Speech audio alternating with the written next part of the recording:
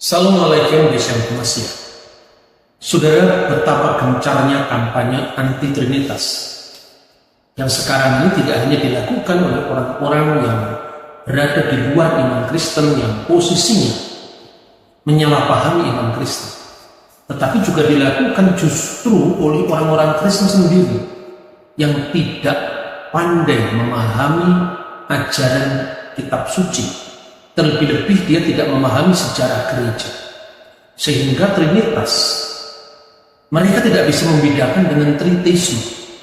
Trinitas sebagaimana kita bahas dalam pembahasan kita sebelumnya bukan berbicara tentang jumlah, tetapi bicara tentang kebagaimanaan Tuhan.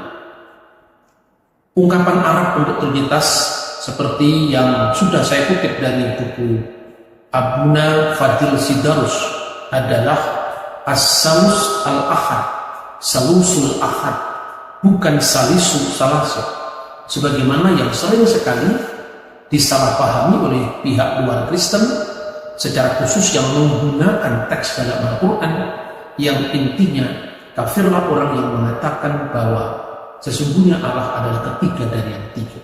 Laqad kafara alladziina qalu innallaha salisu salas. Tritunggal itu bukan bicara tentang tiga pribadi Tuhan yang terpisah, tetapi bicara tentang Allah yang esa. Allah yang esa itu eksistensinya dikiaskan dengan Bapa, lalu di dalam diri Allah yang esa itu ada firman-Nya yang kekal dan Roh-Nya yang kekal, yang selalu tinggal dalam wujud Allah yang kekal, yaitu firman-Nya dan Roh-Nya. Dalam kitab suci Perjanjian Baru, Kristus memberikan perintah yang dikenal dengan perintah agung, agar murid-muridnya pergi dan menjadikan semua bangsa murid Kristus dan baptiskanlah mereka di dalam nama Bapa dan Putra dan Roh Kudus. Kata yang diterjemahkan dengan nama itu bentuk tunggal. Esto onomato patros, ketu iu ketu agiu pneumatos. Itulah sebabnya dalam sepanjang sejarah liturgi gereja kita selalu menegaskan keesaan itu. Misalnya ketika kita berdoa, Bismillahirrahmanirrahim warahil kudus al-ilahu wahid. Demi nama Bapa dan Putra dan Roh Kudus, yaitu Allah yang esa. Atau dalam ritus gereja-gereja yang berbahasa Syriak, seperti gereja Maronit di Libanon, gereja Syriak Ortodok, gereja Assyria Timur, mereka mengucapkan dengan penegasan Had Allahu Sabir atau Had Allah Sabir Bishem Abba Wabra Beruha de Kutsa Had Allah Sabir. Di sini tegas sekali keesaannya. Ketika kita mengeksegesi Perjanjian Baru, jelas sekali bahwa nama yang dimaksud itu adalah nama Allah Tritunggal. Ada kelompok-kelompok yang anti Tritunggal yang muncul akhir-akhir ini menafsirkan nama itu adalah nama Yesus. Saya sudah menjawab, nama Yesus adalah nama firman yang menjadi manusia, seperti yang disebutkan dalam Matius pasal 1 ayat 21. Dan itu pun berjenis kelamin laki-laki. Padahal Tuhan dalam keabadiannya tidak bergender. Allah itu tentu beyond gender karena mengatasi ruang, mengatasi waktu. Nah, saudara terkasih dalam Tuhan, apakah nama ini menunjuk kepada eksistensi Allah yang satu? Sekalipun dalam eksistensi yang satu itu ada di dalam wahdaniyat bin nisbah, keesaan dalam relasi antara wujud ilahi, the existence of God, lalu firman-Nya yang kekal dan Roh-Nya yang kekal, yang disebut dengan Ruach HaKodes atau Ruhul Kudus. Apakah arti nama dalam budaya Ibrani? Tentu nama di sini dipahami dalam konteks budaya di mana Alkitab itu ditulis. Nama dalam budaya Ibrani itu memiliki tiga makna. Yang pertama adalah pribadi itu sendiri. Nama adalah pribadi itu sendiri. Dan yang kedua, nama artinya pribadi yang mengungkapkan diri, menyatakan diri. Dan yang ketiga, pribadi yang hidup dalam karyanya. Dan memahami teks ini tidak mudah. Tetapi apabila kita setia dengan kitab suci dan kita membaca kitab suci secara benar, apalagi kalau kita memahami sejarah kitab suci, kita dengan mudah menangkapnya. Misalnya, tatkala pribadi itu diartikan dengan pribadi yang dinamakan itu sendiri. Itu misalnya disebutkan di dalam kitab Yosua pasal 7 ayat 9. Mereka akan melenyapkan nama kami, dan bagaimana kau lakukan untuk memulihkan nama, maksudnya ya Tuhan. Mereka akan melenyapkan nama kami, artinya mereka akan membunuh kami. Jadi nama itu adalah eksistensi yang dinamakan. Makanya kadang-kadang di dalam literatur Kristen yang berbahasa Arab, kata himself itu digunakan kata huwa dzatuhu. Misalnya kita bisa menyebut di dalam kitab Injil Yohanes pasal 26 ayat 25. Di dalam terjemahan bahasa Arab, tidak hanya satu terjemahan. Dalam terjemahan Van Dyck Bible, dalam terjemahan Jesuit di Lebanon yang diterbitkan di Darul Kitabil Muqaddas Bisartil Ausat, semuanya di situ digunakan kata-kata zat, dan kata zat tidak berarti itu adalah zat cair, zat padat seperti penggunaannya dalam bahasa Indonesia. Misalnya Yohanes pasal 5 ayat 26 itu dikatakan li'annahu kama annal aba lahu hayatun fi datihi, karena seperti Bapa memiliki hidup dalam dirinya sendiri, maka dalam dirinya sendiri itu adalah fi datihi kadzalika a'tal ibna, begitu juga diberikan kepada anak itu, maksudnya kepada sang putra, ayyakuna lahu hayatun fi datihi, hidup dalam diri sendiri. Jadi seperti Bapa memiliki hidup dalam sendiri, maka Bapa sebagai sumber keilahian, sebagai masodir ilahiyah, memberikan hidup kepada sang putra. Artinya bukan putra itu adalah ciptaan yang baru, sebab di dalam wujud ilahi yang tunggal itu, Bapa memberikan hidup kepada putra, dan hidup yang disalurkan itu adalah Roh Kudus. Dengan demikian, Bapa, Putra, dan Roh Kudus itu berbeda di dalam personalitas atau pribadi, tetapi di sini bukan pribadi yang sifatnya fisik, pusat-pusat kesadaran yang terpisah, tapi pusat-pusat kesadaran yang berbeda satu sama lain, tapi berdiam pada wujud yang satu, yaitu Allah. Karena itu dalam konteks yang seperti ini Alkitab mengatakan, karena bagi kita hanya ada satu Allah, yaitu Bapa. 1 Korintus pasal 8 ayat 6, bukan berarti firman bukan Allah, bukan berarti Roh Kudus bukan Allah, tetapi Roh Kudus adalah Allah, firman adalah Allah, mendiami Allah yang satu, yang wujudnya, eksistensinya hanya satu. Itulah maknanya ketika kita mengatakan nama. Jadi nama menunjuk kepada pribadi itu sendiri, kepada wujud ilahi itu sendiri.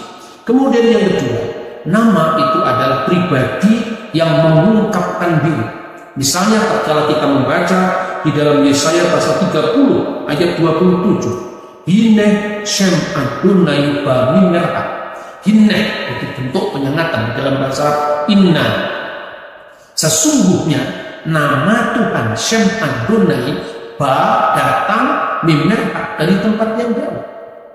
Tentu kita tidak bisa membayangkan nama itu dalam pengertian abstrak, tetapi nama di situ maknanya adalah pribadi Tuhan yang datang dari tempat yang jauh dengan menunjukkan kuasanya, yaitu Tuhan datang menyatakan dirinya dari tempat yang jauh.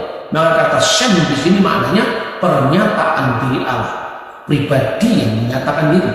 Kemudian yang ketiga, kisah yang sangat populer yang dicatat dalam kitab 1 Raja-Raja 12 ayat 39, ketika terjadi peperangan antara seorang nabi Israel dengan nabi-nabi penyembah Baal, ya. Kemudian mereka, artinya para dukun-dukun Baal itu ditantang oleh sang nabi. Elohim yang menjawab dalam api itu, itulah Elohim yang sebenarnya. Di situ digunakan kata sandang ha Elohim.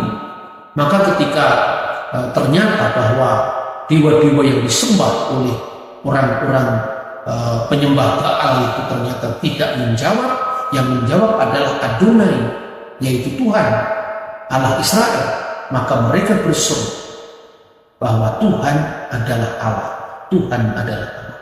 Adonai huwa Elohim, Adonai huwa Elohim.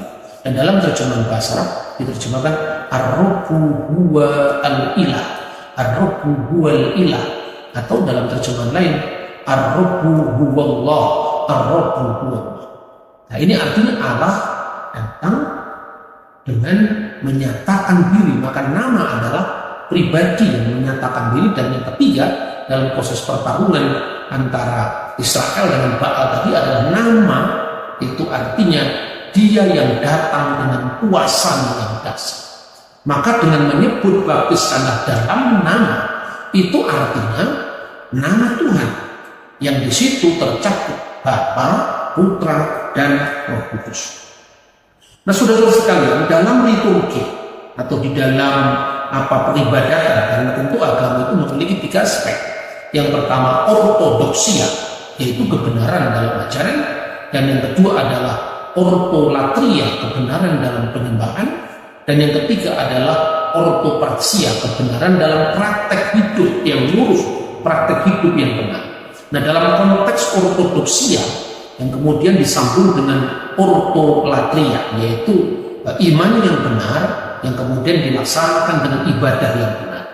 Di dalam buku-buku peribadatan atau yang disebut Qudas al-Ilahi, Qudas al-Ilahi li Marbasilius al-Kabir, misalnya seperti buku ini yang saya bawa ini, adalah liturgi yang dipakai di banyak gereja-gereja yang berbahasa Arab, ya, termasuk itu adalah gereja Koptik Ortodoks atau gereja Koptik Katolik atau banyak gereja lain di Timur Tengah yang memakai bahasa Arab.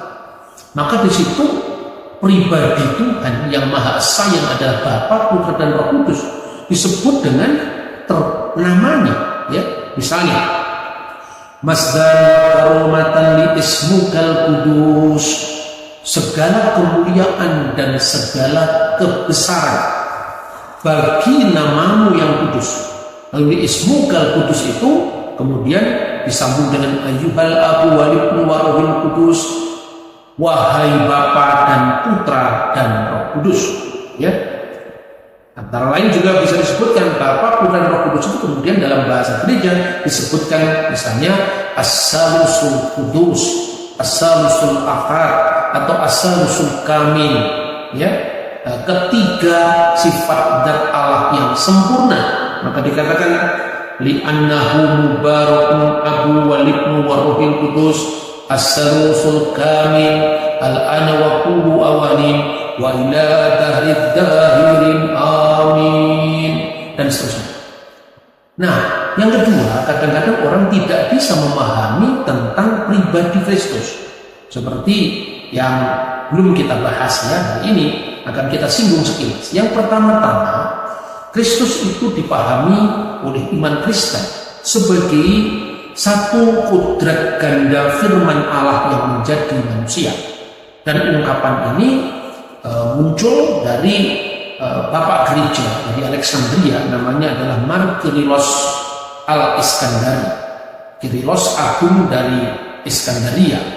Dan rumusan ini kemudian diterima di Masma' al-Maskuniyah fi Afasus, yaitu konsili Oikumene yang diadakan di kota Efesus tahun 431. Nah, ungkapan yang dipakai dalam bahasa Yunani adalah Mia Isis Ton Theon Logon Sisar Kumene, yang artinya satu kodrat ganda firman Allah yang menjadi manusia. Dan ini bukan karangan Bapak Gereja, ini bukan karangan konsili. Jelas-jelas di dalam Alkitab dikatakan Holokos Saks Egeneto, dan firman itu telah menjadi daging, firman itu telah menjadi manusia. Dalam terjemahan bahasa Arab, wal kalimatu sara jasadan wa khala bainana wa ra'ayna masduhu masdan liwahidi minal ab mamlu'an nikmatan wa haqqan. Dan firman itu telah menjadi manusia dan tinggal di antara kita, dan kita telah melihat kemuliaannya, yaitu kemuliaan yang diberikan kepadanya sebagai satu-satunya yang berasal dari Bapa, monogenes patros, satu-satunya yang diperanakkan dari Bapa. Tentu ini bukan beranak dalam pengertian fisik, karena dikatakan al-mauludu minal abi qabla kulli tuhur, yang diperanakkan dari Bapa sebelum segala abad. Artinya bukan beranak dalam ruang dan waktu, bukan beranak secara fisik, tapi artinya adalah divine birth of Jesus Christ. Nah, itulah makna kristologi bagi iman Kristen. Nah, kadang-kadang di dalam dialog teologis dengan saudara-saudara Muslim, ini ayat yang paling sering disalahpahami. Yang pertama tadi adalah Trinitas, yang disalahpahami sebagai Tritheisme, yaitu ungkapan jangan menyebut Allah itu tiga, wala tahum salasa, atau la kafara ladina qulu innallaha salisu salasa, sungguh telah kafir orang yang mengatakan bahwa Allah adalah ketiga dari yang tiga. Tapi juga di dalam hal yang sama, kristologi juga disalahpahami, karena memang orang Kristen tidak keberatan menerima konsep Al-Quran bahwa memang Allah itu bukan ketiga dari yang tiga. Lalu ada salah satu kesalahpahaman lagi, yaitu misalnya pengutipan surat Al-Ma'idah ayat 72. Sama sekali saya tidak ingin mengintervensi agama, sama sekali tidak. Dalam semua video-video saya hanya menjelaskan apabila iman kami disalahpahami. Dan teks ini akan saya jelaskan, tentu saya bukan berpretensi sebagai ahli ilmu Al-Quran, sama sekali tidak. Tapi ini secara bahasa saja, bahwa apa yang dituduhkan oleh beberapa penafsir, beberapa ulama tentang iman Kristen itu salah alamat. Jadi kan yang disebutkan dalam Al-Quran itu adalah laqad kafara alladziina qulu innallaha huwal masiihu Isa ibnu Maryam. Sungguh telah kafirlah orang yang mengatakan bahwa sesungguhnya Allah adalah Al-Masih Isa putra Maryam. Tidak ada ajaran gereja di muka bumi ini, baik itu gereja-gereja ortodok, gereja Katolik Roma, Katolik Ritus Timur, ada Melkit, ada Koptik, ada Syriak, ada Maronit. Tidak ada satupun yang percaya bahwa Allah itu adalah Yesus. Nah, kalau sekarang di dalam percakapan modern muncul ada kelompok yang disebut Oneness Pentakostal, mungkin itu yang dimaksudkan Al-Quran, itu cocok gitu, Allah itu adalah Yesus. Tetapi gereja sepanjang abad tidak pernah muncul ajaran seperti itu. Yang namanya ajaran Oneness Pentakostal itu baru muncul tahun 1900-an. Itu munculnya kira-kira zamannya kebangkitan nasional di Indonesia, zaman Budi Utomo itu. Dan itu tidak mewakili ajaran gereja yang gereja yang universal, gereja yang Katolik sepanjang abad. Karena itu hanya segelintir suara-suara sumbang orang yang tidak memahami kitab suci dengan baik. Karena mereka kabur mengartikan kata nama dan nama Yesus dan sebagainya. Nah, oleh karena itu secara jelas saya harus meneruskan, baik ke dalam maupun keluar. Keluar saya mau sampaikan Allah itu bukan Yesus, tetapi Yesus sebagai firman Allah dalam kodrat ilahinya sebagai firman Allah, tentu yang tidak kelihatan, yang bukan makhluk, ya, yang tidak diawali waktu, yang tidak diakhiri waktu, karena merujuk kepada firman Allah yang tinggal kekal dalam wujud Allah yang esa tadi. Itulah yang disebut firman itu bersama-sama dengan Allah, dan firman itu adalah Allah. Dan ini tercatat di dalam Injil Yahya atau Injil Yohanan atau Injil Yohanes 1 ayat 1, ya, fil badil kana kalimah wal kalimatu kana indallah wa kana kalimatullah. Hadza kana fil badi indallah kullu syai'in bihi kana wa bi ghairihi lam yakun syai'un mimma kana. Pada mulanya adalah firman, dan firman itu bersama-sama dengan Allah, dan firman itu adalah Allah. Firman itu sejak semula bersama dengan Allah. Karena tidak mungkin Allah pernah ada tanpa firman-Nya. Tidak mungkin ada waktu Allah itu ada tanpa firman. Dan inilah ajaran Arius yang kemudian dinyatakan atau dianatema, dinyatakan sesat dalam sejarah gereja. Dan yang menyatakan sesat ini bukan satu gereja atau oknum per oknum, tetapi ini gereja universal sebelum skisma, sebelum perpecahan. Nah, saudara-saudara, kenapa Allah itu bukan Yesus? Sebab Allah itu adalah ismu dat. Ismu dat itu artinya nama substansi, yaitu Al-Khaliq, sang pencipta langit dan bumi. Dan maknanya di sini tentu adalah bukan zat cair, zat padat seperti yang diungkapkan orang Kristen awam itu. Karena jelas-jelas saya kutipkan tadi dari Injil Yohanes pasal 5 ayat 26, dan juga dalam sepanjang teks-teks liturgis gereja itu dipakai. Nanti kita akan membahas lebih lanjut tentang persoalan kristologi ini, tentang misteri Kristus ini. Tapi yang mau saya katakan, apa penolakan bahwa Allah itu adalah Yesus? Allah adalah Yesus itu adalah ajaran patripasionisme yang dinyatakan sesat oleh gereja.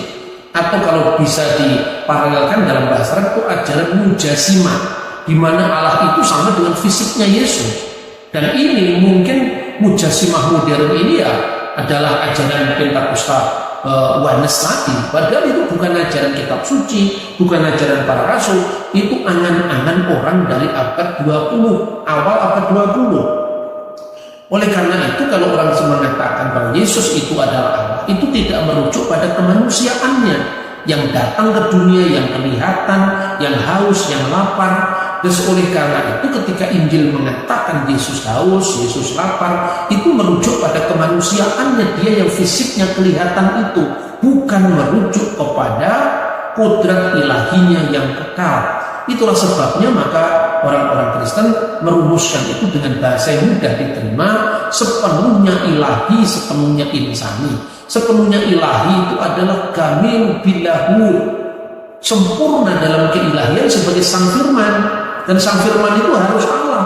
Sebab kalau sang firman itu kekal, tidak diawali oleh waktu, tidak diakhiri waktu, dan sang firman itu bukan Allah, berarti ada dua yang kekal berdamping-dampingan. Allah itu kekal dalam pengertian wujud zatnya itu kekal, lalu firman-Nya juga kekal. Lah kalau firman-Nya itu kekal, tidak diawali waktu, tidak diakhiri waktu, dan Allah itu kekal, tidak diawali waktu, tidak diakhiri waktu, lalu ada berapa jumlah Allah? Nah, seandainya Allah itu ada waktu di mana tidak ada firman-Nya, berarti Allah tidak maha sempurna.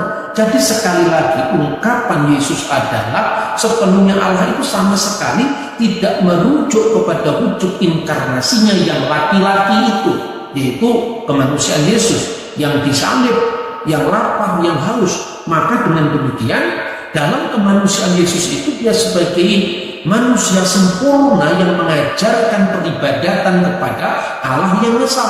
Itulah sebabnya Yesus mengatakan, dengarkanlah wahai Israel, mengutip kitab Taurat Sefer Hadivarim 6 ayat 4, bahwa Tuhan Allah yang kita sembah, Tuhan itu esa. Shema Yisrael Adonai Eloheinu Adonai Echad. Jelas sekali.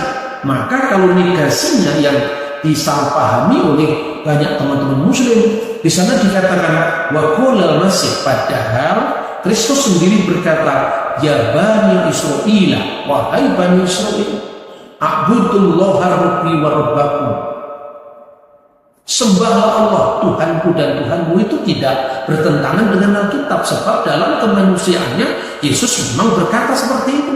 Ketika dicobai oleh iblis, Yesus mengatakan, hendaknya kamu harus menyembah kepada Tuhan Allah yang kamu sembah itu saja, satu-satunya, tidak kepada yang lain, karena Allah itu, Tuhan itu echad adanya, esa.